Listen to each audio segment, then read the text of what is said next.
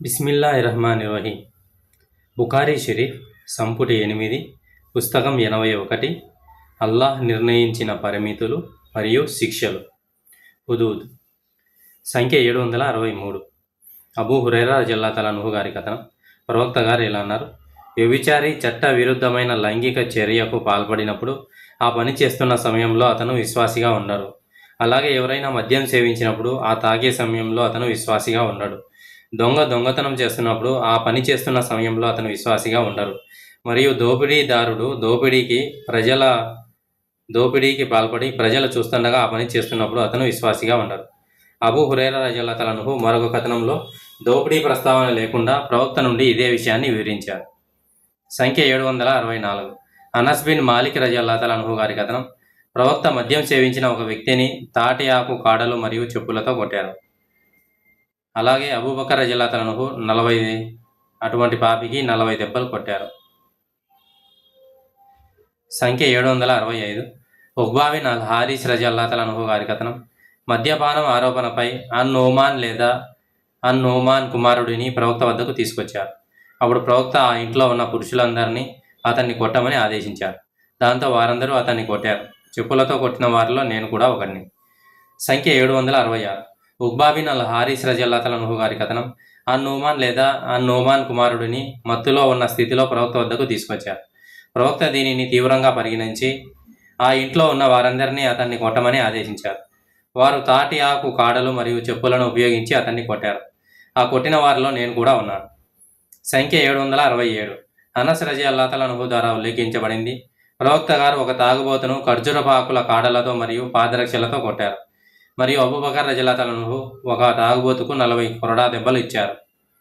సంఖ్య 768. అబూ సలమా రజియల్లాహు అన్హు గారి కథనం ప్రకారం అబూ హురైరా రజియల్లాహు అన్హు ఇలా అన్నారు: మద్యం సేవించిన ఒక వ్యక్తిని ప్రవక్త గారి వద్దకు తీసుకొచ్చారు. ప్రవక్త గారు అతన్ని కొట్టండి అని అన్నారు. అబూ హురైరా రజియల్లాహు అన్హు గారు ఇలా అన్నారు: కాబట్టి మాలో కొందరు అతన్ని మా చేతులతో, కొందరు వారి పాదరక్షలతో, మరికొందరు కొరడాలాగా వారి వస్త్రాలను మెలితిప్పి కొట్టారు. మేము కొట్టడం ముగించిన తర్వాత ఒక వ్యక్తి అతనితో, అల్లా నిన్ను అవమానించుగాక అని అన్నారు. దానికి ప్రవక్త గారు, అలా అనవద్దు, ఎందుకంటే మీరు అతన్ని లొంగ తీసుకోవడానికి షైతాన్కు సహాయం చేస్తున్నారు. సంఖ్య 769. అలీ బిన్ అబీ తాలిబ్ రజియల్లాహు అన్హు గారి కథనం. తాగుబోతు తప్ప చట్టబద్ధమైన శిక్షను అనుభవించడం వల్ల మరణించిన వారి కోసం నేను బాధపడను. ఎందుకంటే అతను శిక్ష అనుభవిస్తున్నప్పుడు మరణిస్తే నేను అతని కుటుంబానికి రక్త పరిహారం ఇస్తాను. ఎందుకంటే తాగుబోతు కోసం అల్లాహ్ ప్రవక్తచే ఏ నిర్దిష్ట శిక్ష విధించబడలేదు.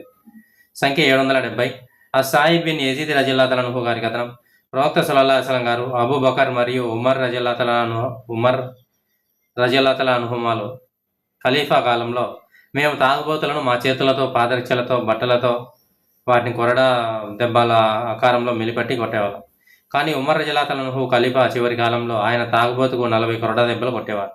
మరియు తాగుబోతులు అల్లరిగా అవిధేయంగా ప్రవర్తించినప్పుడు ఆయన వారికి 80 కొరడా దెబ్బలు కొట్టేవారు.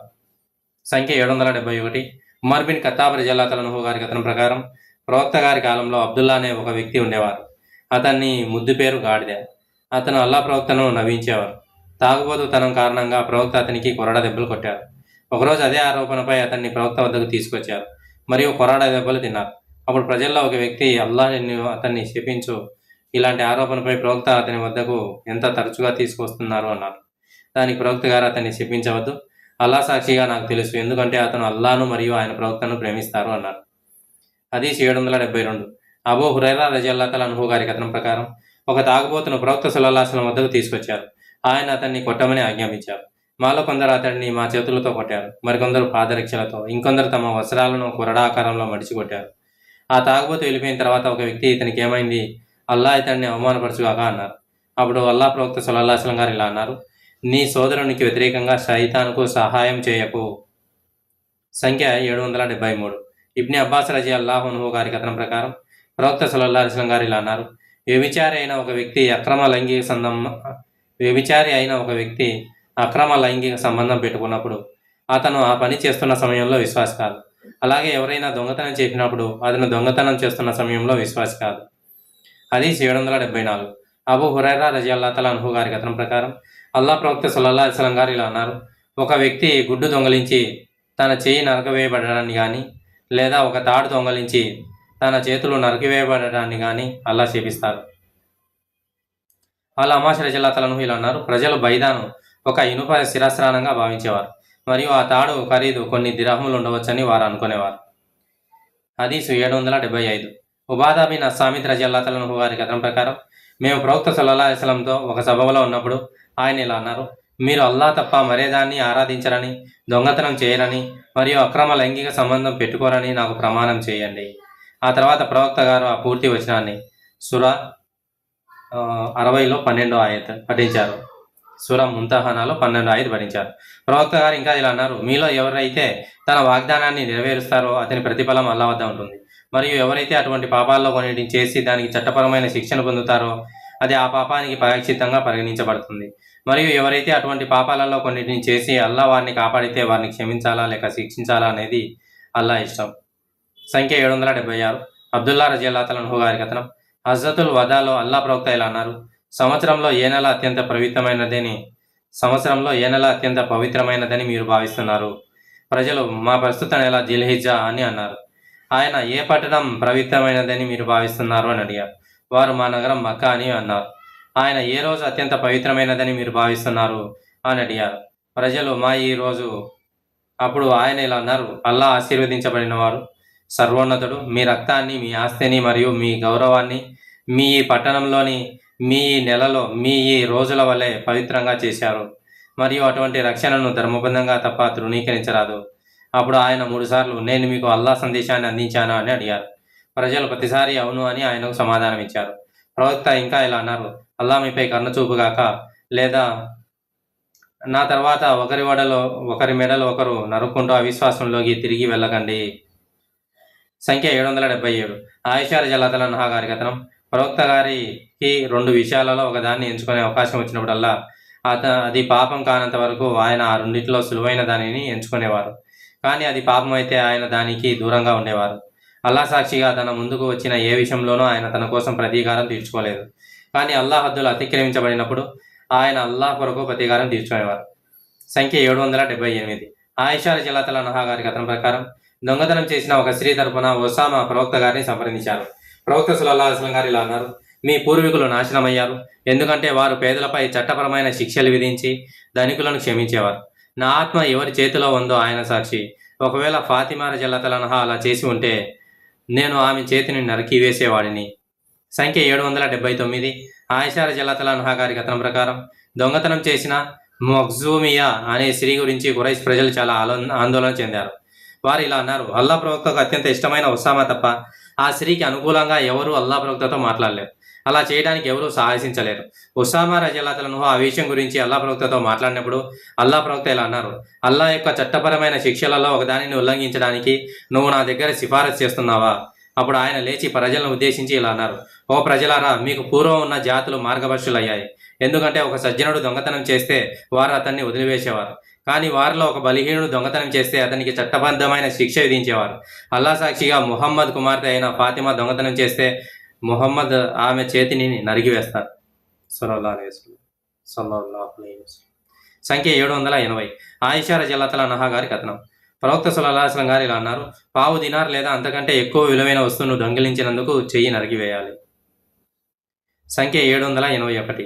ఆయిషా రజియల్లాహు అన్హా గారు ఇలా వివరించారు, ప్రవక్త గారు ఇలా అన్నారు, పావు దినార్ దొంగిలించినందుకు దొంగ చెయ్యి నరికివేయాలి. సంఖ్య 782. ఆయిషా రజియల్లాహు అన్హా గారు ఇలా వివరించారు, ప్రవక్త గారు ఇలా అన్నారు, పావు దినార్ దొంగిలించినందుకు చెయ్యి నరికివేయాలి. సంఖ్య 783.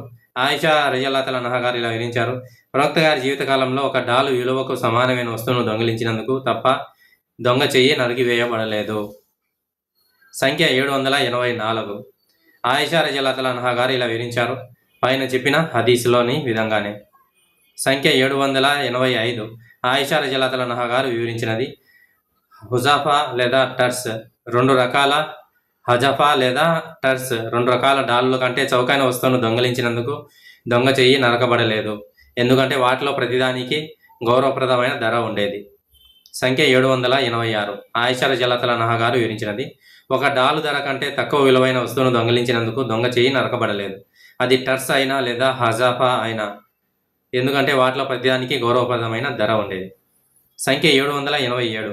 ఇబ్ని ఉమర్ రజియల్లాహు అన్హు గారు వివరించినది, 3 దిర్హంల విలువైన డాలును దొంగిలించినందుకు అల్లా ప్రవక్త ఒక దొంగ చేతిని నరికివేశారు. సంఖ్య 788.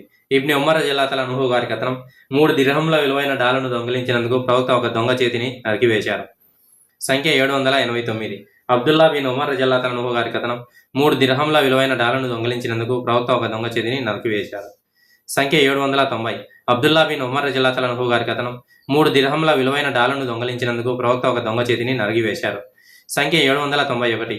అబూ హురైరా రజియల్లాహు అన్హు గారి కథనం ప్రకారం ప్రవక్త సల్లల్లాహు అలైహి వసల్లం గారు ఇలా అన్నారు, ఒక గుడ్డును లేదా ఒక శిరస్నానాన్ని దొంగిలించిన దొంగను అల్లా శపిస్తారు.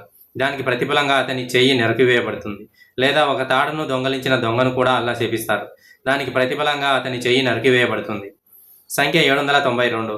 ఆయిషా రజియల్లాహు అన్హా గారి కథనం ప్రకారం ప్రవక్త సల్లల్లాహు అలైహి వసల్లం ఒక స్త్రీ యొక్క చేతిని నరికారు మరియు ఆ స్త్రీ నా వద్దకు వచ్చేది. నేను ఆమె సందేశాన్ని ప్రవక్త సల్లల్లాహు అలైహి వసల్లం గారికి తెలియజేసేదాన్ని మరియు ఆమె పశ్చాత్తాపడింది. ఆమె పశ్చాత్తాపం నిష్కపటమైనది. సంఖ్య 793.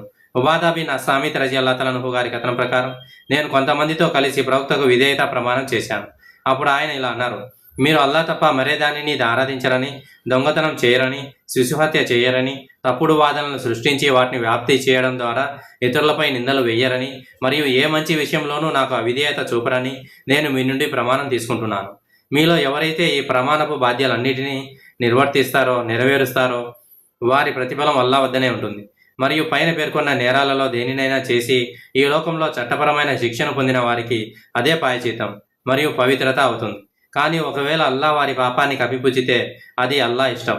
ఆయన తన ఇష్టానుసారం వారిని శిక్షించడమో లేదా క్షమించడమో చేస్తారు. అబూ అబ్దుల్లా రజియల్లాహు అన్హు ఇంకా ఇలా అన్నారు, ఒక దొంగ చేయి నరకవేయబడిన తర్వాత పశ్చాత్తాపడితే అతని సాక్ష్యం అంగీకరించబడుతుంది. అదేవిధంగా ఎవరిపైనైనా ఏదైనా చట్టపరమైన శిక్ష విధింపబడితే వారు పశ్చాత్తాపడితే అతని సాక్ష్యం అంగీకరించబడుతుంది.